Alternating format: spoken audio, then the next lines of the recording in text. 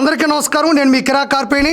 బైరెడ్డి సిద్ధార్థ రెడ్డి. నేను ఫస్ట్ నుంచి చెప్తూనే ఉంటాను, వైఎస్ఆర్సీపీలో పిల్ల చేష్టాలు నెబ్బా చేష్టాలు ఎవరైనా చేస్తారు అంటే 100% ఎవరైనా ఉన్నారు అంటే అది బైరెడ్డి సిద్ధార్థ రెడ్డి. కాబట్టి బైరెడ్డి సిద్ధార్థ రెడ్డి మన కర్నూలు సంబంధించినటువంటి మినిస్టర్ టీజీ భరత్ గారి గురించి ఏం మాట్లాడో ఒకసారి విందాం. దీనిపైన మీ స్పందన ఏముంది అని అడిగితే, నేను మంత్రి గారిని అడిగినా, సార్ మీరేం సార్ అంత ఖాళీగా ఉండారా? ఎక్కడ బైరెడ్డి సిద్ధార్థ రెడ్డి టీజీ భరత్ గారిని అడిగారంట, ఏమో సార్ మీరంత ఖాళీగా ఉండారా అని. ఎవరు ఖాళీగా ఉండేది?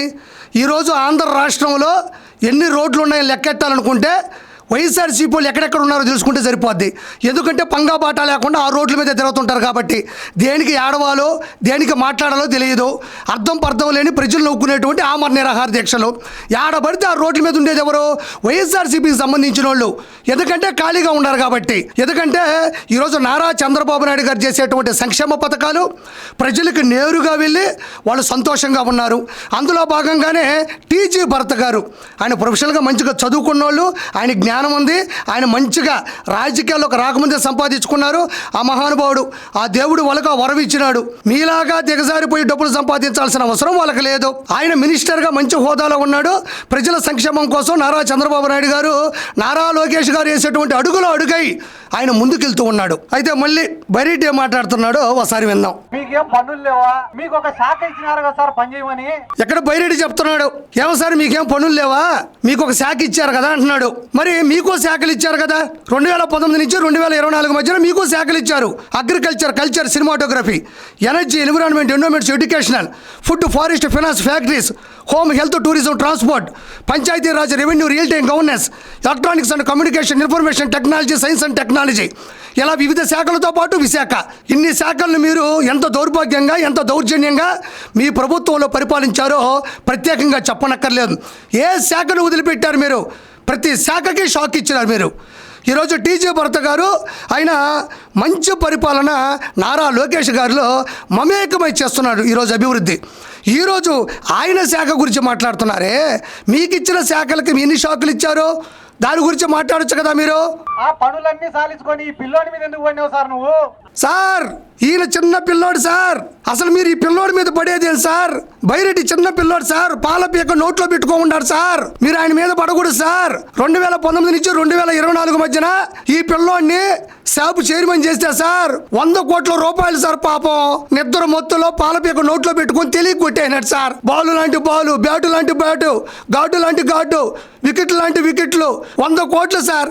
ఏదో సార్ పిల్లోడు సార్, చిన్న పిల్లోడు సార్, పాల పీక నోట్లో పెట్టుకొని ఎత్తైనాడు సార్. ఈ పిల్లోడి మీద పడబాకండి సార్. తప్పు కదా సార్. నీకు 10 మందికి మేలు చేసేదానికి, ఈ కర్నూలుని అభివృద్ధి చేసేదానికి మంత్రి పదవి ఇస్తే, ఆ పిల్లోడి పైన పగ తీర్చుకునేదానికి నీ మంత్రి పదవిని వాడుకుంటాను కదా సార్. ఇక్కడ బైరెడ్డి ఒకటి గుర్తుపెట్టుకో, ప్రజలు చాలా తెలివైన వాళ్ళు. ప్రజలకి ఈ రోజు సోషల్ మీడియా వాళ్ళ ఫోన్లోకి వచ్చేస్తుంది. ఎక్కడ ఏం జరుగుతుంది, ఏది కరెక్టో కాదో కూడా వాళ్ళకి 100% తెలుసు. ఈ పిల్లోడి మీద పడిపోతాడు, ఈ పిల్లోడిని టార్గెట్ చేస్తున్నాడు అని అంటున్నావు కదా. కర్నూలు అంటే గుర్తుకొచ్చేది టీజీ వెంకటేష్, టీజీ భరత్. వాళ్ళ స్థాయి ఏంటి అని కర్నూలులోనే కాదు దరిదాపుల్లో ఉండి ఏ జిల్లాకి వెళ్ళినా అడగతారు. నీలాంటి పిల్ల పజ్జ, నీలాంటి 100 కోట్లు కొక్కుర్తుపడి యువతకి ఇచ్చినటువంటి క్రికెట్ బ్యాట్లు, స్పోర్ట్స్ కిట్స్ ని తినేసినోడివి నువ్వు. టీజీ భరత్ లాంటి వ్యక్తి నీ మీద పడ్డాడు, నిన్ను టార్గెట్ చేస్తున్నాడు అని నువ్వు చెప్పుకుంటే నీకేదో స్థాయో, స్థానమో, హోదా వస్తుందని వెర్రవేగమాక. నీ స్థానం 0, గుర్తుపెట్టుకో. నువ్వు ఒక నిబ్బావి. నీ స్థానం ప్రజల దృష్టిలో 0. సొసైటీలో వరకు ఒక గౌరవం ఉంది, అత్యున్నత స్థానంలో ఉన్నారు. ఆయన మినిస్టర్గా ముందంజలో ఉన్నాడు. ఆయన ఏం చేయాలో నీకు తెలుసు. వాళ్ళు ఎంతమందికి సహాయం చేశారో కర్నూలులోకి వెళ్ళి అడిగితే తుడిచిన కన్యల సాక్షిగా తెలుస్తుంది. అది నువ్వు వచ్చేసి నీ ఐడెంటిటీ కోసం, నీ పేరు కోసం, నీ ప్రఖ్యాతుల కోసం నువ్వేదో పెద్ద కథ నాటకం ఆడబాక. కుదరదు అది బైరెడ్డి. తప్పు సార్ అని చెప్పి నేను మీ మీడియా వాళ్ళకి చెప్పిన. ఎస్వి మోహన్ రెడ్డిని, సిద్ధార్థ రెడ్డిని అరెస్ట్ చేయాలంట. ఒరే ఆ సబ్జెక్ట్ లో నేను వేసిన మొక్కలు ఇప్పటికి సెట్లు కూడా ఉంటాయి. మళ్ళా కొత్తగా వచ్చి వీళ్ళు నాకు సబ్జెక్ట్ ని పరిచయం చేస్తామంటే నవ్వేదానికే ఏడ్చేదానికి. ఈ రాశి అన్నని సర్వనాశనం చేసినాం. 2019 నుంచి 2024 మధ్యన ఇగో ఈ స్క్రిప్టులు రైటర్లు పెట్టుకొని, స్క్రిప్టులు రాసుకొని, 2 కెమెరాలు పెట్టుకొని, మైక్ ఎడ పెట్టుకొని ఈ నిబ్బా మాటలు మాట్లాడడం వల్లే అన్న 5 పోగొట్టుకున్నాడు. ఈయనకు సబ్ జైళ్ళు, సెంట్రల్ జైళ్ళు పెద్ద విషయం కాదంట. అక్కడ మొక్కలు చెట్లై తిరిగి వచ్చేట పడ్డాయి. 100 కోట్లు చేశారు కదా స్కామ్, బ్యాట్లు వికెట్లు బాగా రాయించుకుంటాడు, బాగా రాసుకుంటాడు. టైంకి వచ్చేస్తాడు, ఆ పేపర్ మడుచుకొని వెనక పెట్టుకుంటాడు, ముందుకు వచ్చేస్తాడు. అన్న 5 పోగొట్టుకుంది ఎక్కడని ఆలోచిస్తే అది బైరెడ్డి చేతిలో ఉన్నాయన్న సంగతి ఆయనకు కూడా తెలియదు. రోజమ్మతో కలిసి ఈయన చేసినటువంటి మోసాలు దగాలు మళ్ళీ పిల్లోడి మీద పడిపోతున్నారు. నా మీద ఎందుకు సార్ పడిపోతారు?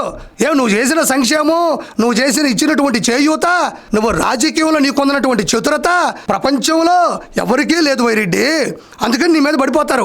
ఆగు, పడిపోతారు నీ మీద.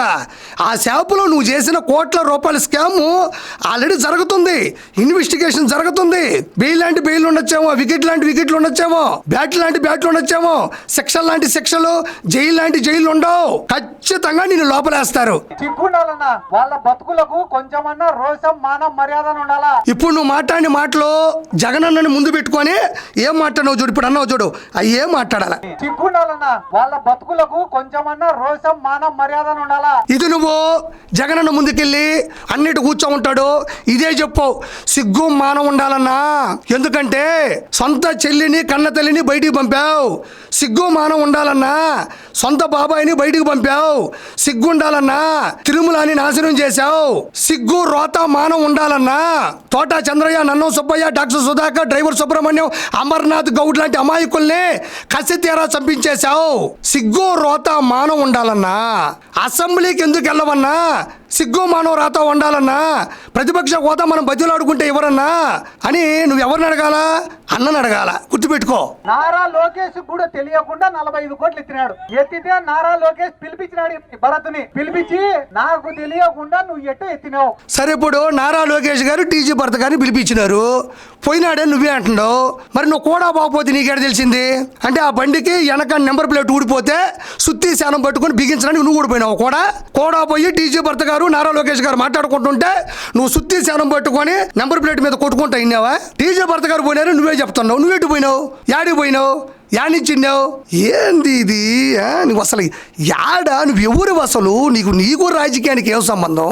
నారా లోకేష్ గారు పిలిపించినారంటావు, వీటి కనీసం ఒక సమాధానం ఉందా నీ దగ్గర? నలుగురు వెనకేసుకొని అంటావు, ఎగిలిగా నవ్వుతా ఉంటారు. ఆ నవ్వేది ఎవరి కోసం?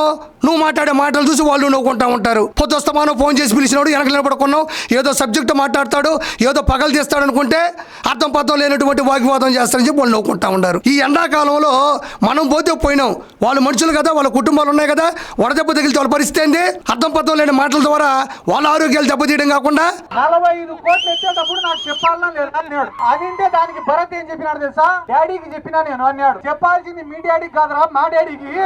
ఇక్కడ బైరెడ్డి చెప్పేదంతా సోది. ఇప్పుడు అదంతా ఓపిక్గా నేను దానికి సమాధానం చెప్పే పరిస్థితిలో లేను. నీకు ఫైనల్గా చెప్పగలిగింది ఒకటే, టీజీ భరత్ గారి గురించి, వాళ్ళ నాన్న వెంకటేష్ గారి గురించి, కర్నూలులో ఉండేటువంటి వ్యక్తుల గురించి మాట్లాడేంత స్థానం నీకు లేదు నిప్ప. వాళ్ళు చాలా నిజాయితీగా ఉన్నారు. మరి 2024 ఎలక్షన్స్లో మనం ఎందుకు గెలవలేదు? టీజీ భరత్ ఎందుకు గెలిచినాడు? మళ్ళీ కారణం వెతుక్కోండి, ఏదైనా విశ్లేషణ చేసుకోండి. అంతేగాని ఎగతాళిగా నవ్వుకుంటే, ఎబ్బెట్టుగా జోకులు వేసుకుంటే ఇక్కడ పడేవాళ్ళు ఎవరూ లేరు. కాబట్టి బైరెడ్డి సిద్ధార్థ రెడ్డి కాదు నీ పేరు, బాయిరెడ్డి. 2029లో కూడా బైరెడ్డి ఉండడు, బాయిరెడ్డి. Good bye.